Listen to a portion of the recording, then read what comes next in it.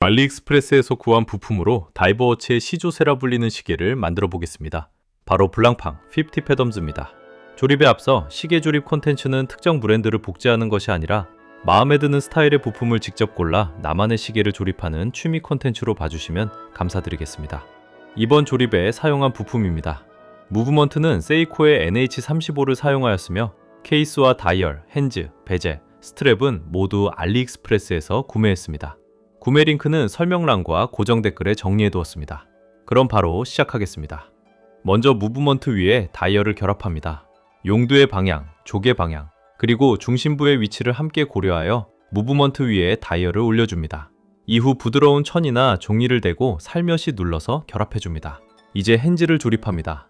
핸즈를 조립할 때 접착 성분이 있는 로디코를 사용하면 좀 더 편하게 작업하실 수 있는데요.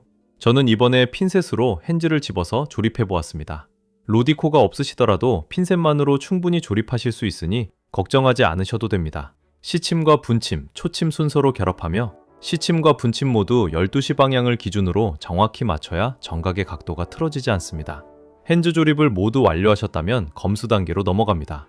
각 핸즈가 서로 수평을 이루고 있는지, 정각을 가리키는 각도가 맞는지, 그리고 용두를 돌려 작동시킬 때 핸즈끼리 부딪히지 않는지 꼼꼼히 확인해 줍니다. 검수가 끝나면 용두를 제거합니다. 용두를 제거할 때는 그냥 당겨서는 빠지지 않습니다. 무브먼트의 해당 부분을 핀셋으로 눌러준 상태에서 용두를 당겨야 분리됩니다.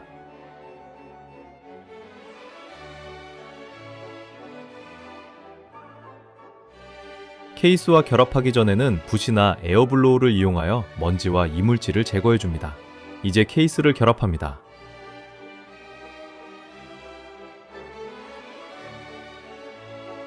케이스를 결합하면서 개인적으로 가장 인상 깊었던 부분이 있습니다. 바로 볼록하게 솟아오른 글라스인데요. 그동안 조립했던 시계들은 대부분 평평한 글라스였는데 이번 케이스는 글라스가 돔처럼 둥글게 올라와 있습니다. 이 볼록한 형태 덕분에 보는 각도에 따라 다이얼과 핸즈가 미묘하게 왜곡되면서 훨씬 입체적으로 보입니다. 정면에서 볼 때와 비스듬히 볼 때의 느낌이 완전히 달라지는데요. 평면 글라스에서는 느낄 수 없는 깊이감이 생기면서 블랑팡 시계 특유의 분위기가 살아납니다. 케이스 결합이 끝나면 용심에 용두를 결합해준 후 무브먼트에 다시 꽂아줍니다. 순정 용심은 길이가 길게 제작되어 있기 때문에 케이스에 맞춰 길이를 조정해 주어야 합니다. 용두를 무브먼트에 결합한 후 케이스 쪽으로 눌러 완전히 밀착시킨 상태에서 길이를 측정합니다. 측정이 끝나면 용심을 다시 빼고 용두를 분리한 후 측정한 길이에 맞춰 잘라줍니다. 한 번에 많이 자르기보다 조금씩 잘라가며 맞춰보시는 것을 추천드립니다. 특히 다이버워치 스타일은 용두를 돌려 케이스에 잠그는 스크류다운 방식이 많기 때문에 용심 길이가 더욱 정밀하게 맞아야 합니다. 용두를 잠갔을 때 케이스에 자연스럽게 밀착되고 풀었을 때 부드럽게 빠지는지 반드시 확인해주세요.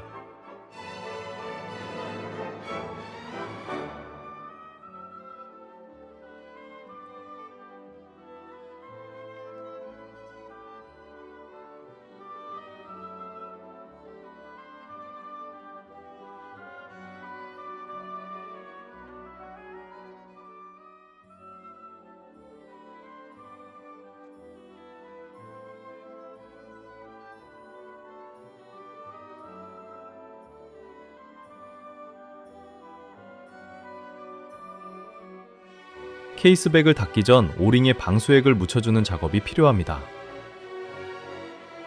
방수액이 묻은 오링을 케이스에 올린 후 케이스백을 닫아줍니다.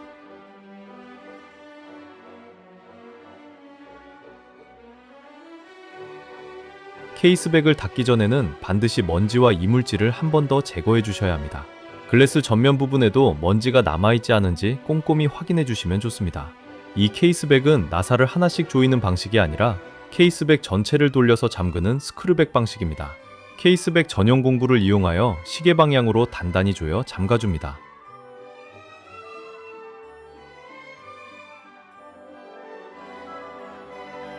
케이스백을 닫았다면 마지막 단계가 남아 있습니다. 바로 베젤 스티커를 붙이는 작업입니다. 베젤 스티커는 눈금이 인쇄된 얇은 스티커로 다이버워치의 잠수 시간을 계산하는 눈금 역할을 합니다. 참고로 이 눈금이 새겨진 베젤은 원래 반시계 방향으로만 돌아가는 단방향 회전 베젤인데요. 다이빙 중 베젤이 실수로 시계 방향으로 돌아가면 잠수 시간이 실제보다 짧게 계산되어 산소가 남았다고 착각하게 되기 때문입니다.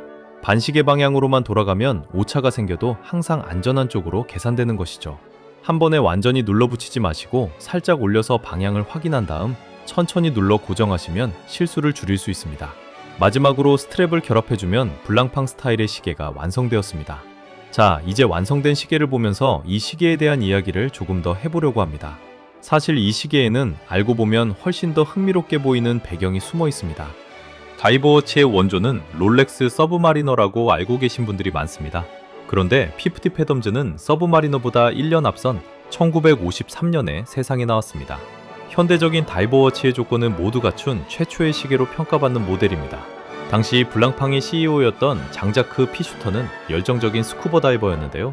직접 잠수를 하면서 물속에서 믿을 수 있는 시계가 없다는 걸 몸으로 느꼈고 마침 같은 고민을 하던 프랑스 해군 특수부대와 함께 이 시계를 만들어냅니다. 어두운 물속에서도 잘 보이는 크고 선명한 다이얼, 남은 산소량을 계산할 수 있는 단방향 회전 베젤, 그리고 확실한 방수 성능. 이때 정해진 조건들이 오늘날 다이버워치의 국제 표준인 ISO 6425 규격의 기초가 되었습니다. 시계의 이름도 의미가 있습니다. 패덤은 수심을 재는 단위로 50패덤은 약 91.45m인데요. 당시 인간이 잠수할 수 있는 최대 수심이 바로 이 정도였습니다. 이름 자체가 인간이 갈 수 있는 가장 깊은 곳까지 함께한다는 선언이었던 셈입니다. 오늘 영상이 재미있으셨다면 좋아요와 구독 부탁드립니다. 궁금하신 점이나 다음에 만들어봤으면 하는 디자인이 있으시다면 언제든 댓글로 남겨주세요. 여러분의 댓글이 다음 콘텐츠를 만드는데 가장 큰 원동력이 됩니다. 오늘도 시청해주셔서 감사합니다.